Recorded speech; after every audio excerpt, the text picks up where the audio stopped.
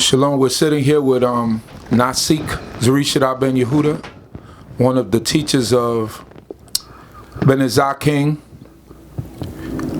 also a student of Nasi YAACOV. We're on our second interview here. Just wanted to ask you how, did you survive the hurricane? How did everything go with you and your family? Was everyone? Well, I'm very thankful that it seemed like just a strong rainstorm for me. I just lost, I didn't lose anything. Matter of fact, just a patio chair got blown in the pool and one branch from a palm tree. But other than that, you couldn't tell that a hurricane came through our particular area. Okay, that's great. I got a few questions. Because in the last interview that we did, we discussed Zaken, but we didn't get in detail about Zaken. Right. So I want you to get more in detail about Zaken, how Nasi YAACOV was in particular, the order of Zaken, and all the things that made Zaken as a congregation and as a force in the community. Well, as far as Zaken, it got a pretty extensive history. The sad part about it is that most people tend to embellish or claim to know, except for the ones that actually was there for a period of time. That its roots was in the 50s, the early 50s. They charted around the 60s that they actually got their actual charter. The first actual president of Zaken was the late Nabi Raphael. Okay. Then later on, Prince YAACOV himself became the actual spiritual leader. The plan, the formula, in being around, both of them was that Prince YAACOV, Prince Abner, and I forget the other guy's name already. And Prince Caleb was to go out, get people to bring them in, and Nabi Raphael used to be supposed to keep them in this way of life. So they used to be out there and they dressed in culture, and they started speaking about identity and what are Israelites' real purpose. That they talk about nationality, instead of religion. Talk about this one God as opposed to a Trinity. They talk about we are the actual people as opposed to the mysterious Africans, black or Muslims, and unknown, not knowing who we are. The question was, what are you? Well, that most Israelites asked back in them days, and most people would say, I'm Baptist, I'm just I'm just African, or I'm just a Negro, stuff like that. Or if they're from the Caribbean, they might say I'm a Panamanian, but not saying actually a nationality that have anything to do with, say, where we come from.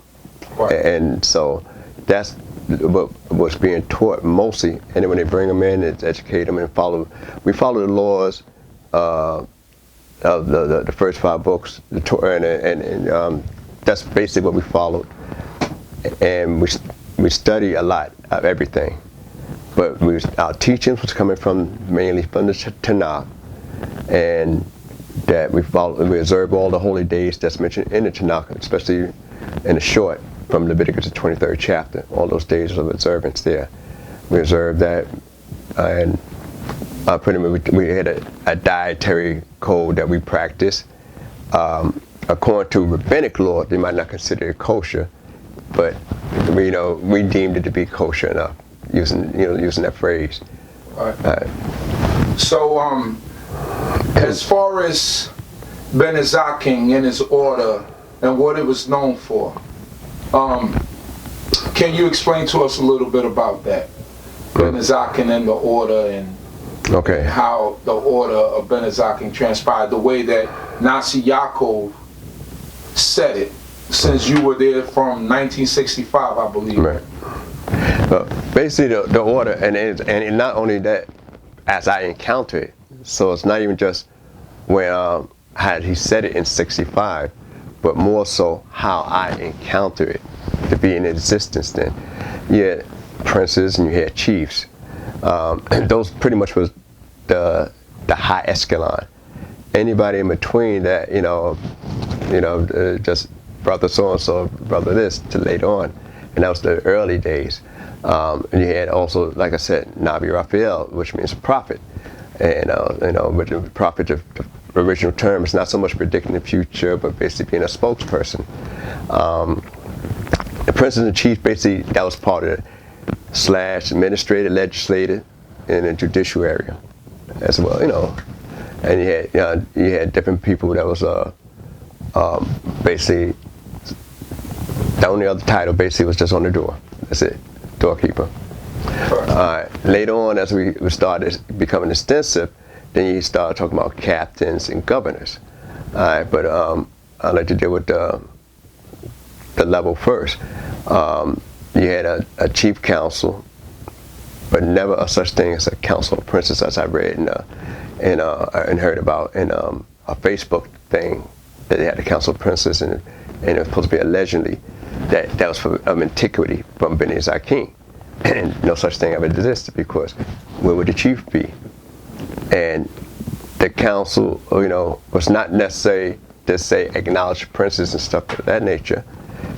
Prince YAACOV himself would say, when you see a brother seem to have certain, not just aptitude, but certain type of spirituality as well as commitment to the cause, then he would ask everybody else, when he'd say, well, what do you think about so-and-so being prince this or chief that? And that's how it went. No one, he never just did it on his own, ever, when somebody was prince this or chief that. Let me explain some of some of the other titles later on. Later on, we had different titles that was added, like governors, captains, chief of the chief Levites. So the first, we had a council preceded that. I admitted chief council. We had a chief council, and that was Chief Counsel Daniel Ben Dan. And his nickname / read the book, because they always say, well, read the book. And that was pretty much what we did collectively as Israelites from Beni Zaken. If it was a controversy or dispute about issues, we always say, well, read the book, see what the books say. Right, come up, go back to the book. Right. So, and he used to coin that phrase so much that his nickname became Read the Book. Read the Book, okay. And he was the first chief counsel.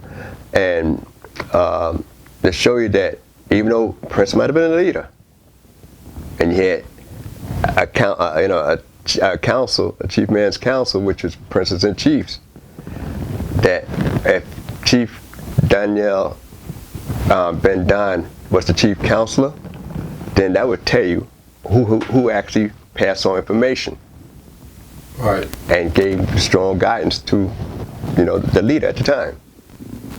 Right. And a leader that never could take counsel would never exist to be a leader long. Chief Counsel Daniel being the chief counsel, they would basically give Prince guidelines about how things should be run at Beni Zaken. So Beni Zaken was never a one-man show. Even though Prince was the leader, it never was a one-man show, in a sense. Though he had a lot of latitude, more so than most people in, in other areas, it still was never a one-man show. When later on we started adding other titles, but before I go to the other titles, I'd like to speak on this. That when Prince went to Chicago in 1969, that's the year I went there as well. That's when brothers that didn't come up in 1968 met Prince for the first time, and that's when Prince YAACOV wound up staying there. Prince basically had we use the term Nasi for him, or we say just the Prince. Even though we had other princes, we would say, the Prince says so and so, and everybody knew what you're talking about, without saying Prince YAACOV. And we had titles that was developed later after Prince's demise, which is Chief Prince, and you know, I'm using the titles Crown Prince. But before I get to that, I'd like to speak about the first Chief of Chiefs, which is Chief Joshua Ben Levi. Now, he was the first Chief Levite in Zaken. So we had guys like that. Chief titles was basically more specific. Prince titles was general. So usually when you was a chief, you was chief singer, chief disc musician, chief, you know, something in that area. But you was over that. But you had the same, say, status as a prince. It's just that you had more specific job, while princes was more of generalization. You know, you be able to handle this, be able to handle that. So he's more mobile, pretty much, but nothing specifically. And when Chief Joshua left Ben Zaken, was over at Hashaba for a while. Then he came back to Ben Zaken, and we had so many new brothers that had titles and stuff, mostly Levites. So now you have what the Prince said, okay, you're the first Chief Levite, and you're from original Ben Zaken. And we also, when we got chartered, so he said, we don't have Kohanim, so you're gonna be, if we had since we don't have a priest, the highest thing we would have is Chief of the Chief Levites. So that's is the beginning of a Chief title. Right. And Chief Joshua was Chief of the Chief Levites. Right. Yeah. So he still stands as he was still. Well, he would have to have a running congregation to stand at that. Or that was his title. But the title exists forever. And the title exists forever. Okay. You know, I mean, but it's only applicable if you're active. If you're active. You know? So there's no such thing as after you get the title, you relinquish the title, or the title is taken back from you, according to Nasi YAACOV's order. Once you were an officer, then you remain an officer. Right, and that's you know, and that's what I hear about people today. You know, one time Prince called himself suspending, but for lack of a better word, suspension of the whole New York branch one time, because of different things that was going on, and he said tweak it there, you know. So he left 4 people with responsibilities. 4 of those? 4 people. Chief Simeon was in charge of the care with advice from Chief Khan and Chief Yehudah jointly. I was over the martial arts. That's it. And so everybody else had to wait till we get there, you know. So and so for that little short space, but it was never a thing where titles like snatched off. Once you was a prince, that was it. Once you was a chief, that was it. The best you could be is a chief or a prince with no authority or power right here. That's all it could be. But you were still addressed as chief. Right. And the worst they might say, well, I ain't gonna call you this, I ain't gonna call you that, because you really don't have no power, but that's what you are. You know, and it's basically like in the book, and that's like a little sidebar from what I was gonna speak on, but since we at it, I might as well finish it out. Right. It's like in the book, you had 250 princes on the wrong side for Dathan and Korah and Abiram, going against Moses. And they had people following them in the congregation. And these were no local dudes. But they weren't the high echelon princes either. But they weren't no bottom of the line princes. Right. You know, they elected the congregation. That means they really had some real authority. Right. And then you have the guys that went to scout the land out, which are referred to as bush, but most people say spies. Spied the land for, you know, in the first 40 years ago. Right.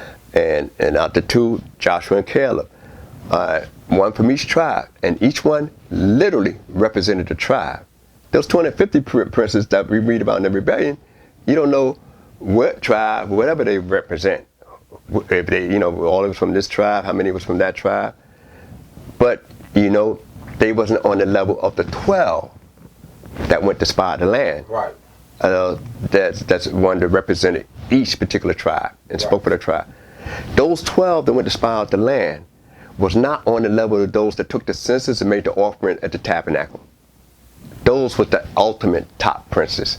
Those are the chief princes of each and every one of those tribes. And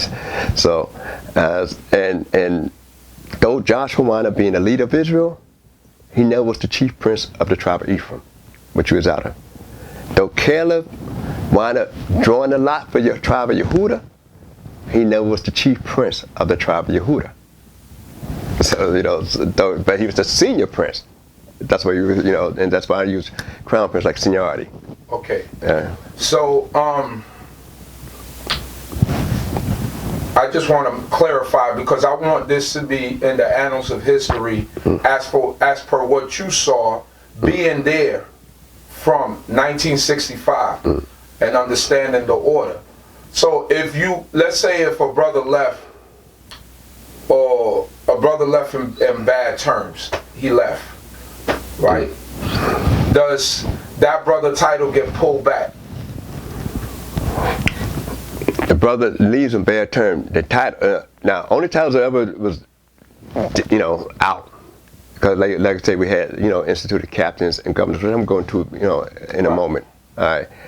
If you're a prince or chief, you're still a prince or a chief, whether you're a good one or a bad one, whether you come around and they say, nobody got to listen to him because he's on bad terms. Right. But he's still there. Right. You're still there. And, you find in the book where princes was walking and servants was riding. Right. So it's nothing strange for a man that's a prince or a chief not to have no real power. But that doesn't change his nobility. Right. His status. Right. Even though he can't exercise those particular powers. Right. And for a person to actually think, say, well, we acknowledge, and that's why one of the things when we was trying to strengthen the order at Shema, because we had so many fly-by-night guys that claimed to be princes and chiefs, and no one wanted to be princes or chiefs. They want to be rabbis, they want to be kohanim, they want to be ministers, anything, even some Israelites, apostles, prophets, but no one wanted to be a prince or chief, because it seemed like, oh, I got to be rich, I got to have this, and I got to have that. So they get the wrong connotation. Nobility is not about how much money you have. Right. So that's that. So if you even think about saying, okay, I acknowledge this brother as a prince, or I acknowledge this man as a chief, and later on, because of whatever happens, maybe the guy might have did something very negative. All right.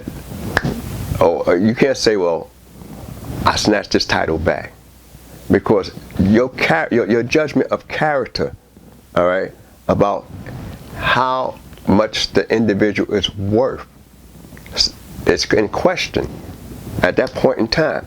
All you really saying now is that he's just a chief or a prince on the negative side. That's it. Right. But you cannot say he's no longer a prince or a chief. Right. But pretty much the concept, a doctor whose license is taken doesn't say he's not a doctor anymore. He's not allowed to practice and be respected as that. But his skills, what he really is still that. And same thing with a lawyer that passed the bar. Right. If he did something that's not right, they say, okay, you disbarred from the bar, but that don't, so you're not allowed to practice law. But that means you don't know law anymore? You don't have that skill anymore. Right. It's just that you did something that's negative. So when and when a person say, well, this guy's no longer a prince, this guy's no longer a chief, it don't work like a captain and a quiet grade. Governor, more administrator, quiet grade. In the book, and that's why I bring out, for those just watching before and watch the talk I gave in the Sidra, I'll make this correction now. The first time I read about Nasi was with Abraham. Second time with Ishmael kids. And the third time, you read about was Shechem. All that has to do with bloodline. It didn't have anything to do with their character of being good or bad. They had to do with their bloodline. Abraham was a good man. We don't know all about Ishmael's kids. We just know the father was supposed to be a wild ass of a man, and his hand against every man hands against him. But he had 12 princes, Right. and that means his bloodline. And then you have Shechem, who accosted Dinah, and is mentioned, that he's a prince, and he used the term Nasi, bloodline. Now Sarai, which the first time you read about is with Abraham encounter, in Egypt when he first going to Egypt. That's an acquired title. That's an acquired title, but it still could be on the level of a prince or a general chief. So and they call it Sar for singular. Sarai is princess, Saudi and Mitzrayim, princes of Egypt. Right. So but it's an acquired title. Even the butler, the baker in the last week's situation was a Sar. Potiphar is a Sar. That don't necessarily means that brought Joseph, but that don't mean that it's necessarily a bloodline. But it's the top guys, the chief guys, and it's an acquired position. And when they threw the butler and the baker in the thing, prison, his position was restored. But they still referred to him like that because it wasn't something necessarily a bloodline with them. But even in that case, their position was still, they might say the butler and the baker. Right? Whereas if you're a prince, you're a prince. Right. Period. That stuff about rubber band titles, I don't know where you guys get that concept, because a lot of brothers left Ben Zaken on bad terms. Right. And the ones that left on bad terms of Ben Zaken, technically, if there's such thing as that, then why you still prince this? Why you still chief that? When you left on bad terms, and when it's a difference. You say, I'm going out to start this, and we send out to start that. But that's pretty much another story. But it's a true issue. Right. Even though it's another story, it's a true issue. Right. And the thing is, they still was princes, they still was chiefs, in that respect. And a lot of them never abandoned those titles, even when they went out, amongst themselves. So you were going to explain about the governor. You told me something yes. about there were 3 governors from 3 different places, and explain. Right. Well, the captains of. we had captains in Ben Zaken later on. But just more like a military side when he was talking about the captains, he was trying to, give a certain type of discipline, rigidity in our order, more so for the men. And he had young guys who you say, okay, they're not on the level to be super military and this and the other, but they very intellectual, and they from various places. We had to say governor from New York, governor from Panama, governor from Guyana. But that was since we had more people come from different places acknowledging themselves as Israelites, we didn't want, though the base of Ben Zaken started in America, that we didn't want anybody to feel like there was less, less of a person in the family, in the nation, because they was born in Panama, because they was born in Guyana or Barbados or anything like that. As a matter of fact, Prince YAACOV, blessed memory, was very hard against even an inkling of that kind of thought pattern. Right. So that's why, give guys, and it was more like administrative degree, you're supposed to try to get things organized, try to see if you can organize within your bracket, right, more people and help and assist.